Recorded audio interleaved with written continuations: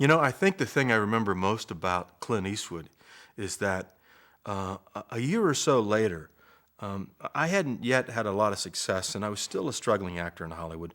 And I was going on readings, and of course, he had his company over at Warner Brothers, the Malpazzo Company, and I was going to the Warner Brothers lot to audition for some part in something. I can't remember what it was, and I had my script and I had worked on it for days, and I was on one side of the street on the lot, walking to the interview, and on the other side of the street was Clint and Ted Post, who directed a lot of those early movies. And I kind of glanced over and thought, oh my God, it's Clint. And I was still very impressed by him and intimidated by him a little bit.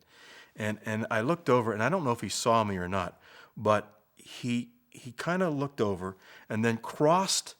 I didn't even think he would remember me. He crossed the street and came up to me. He said, "Hi, Bob. How you doing? How's it going?" And I thought, Clint Eastwood is the greatest guy on the planet. He's the greatest guy in the world.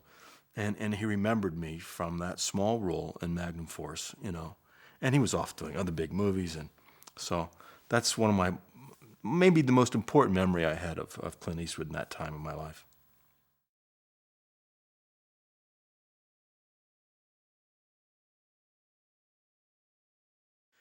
And certainly the role that I played in Vegas, the Dantana character, was influenced by all that really cool, sort of low, whispery kind of delivery of a line that Clint made famous. And in a real situation, my voice goes up about 10 octaves, you know, and I start panicking.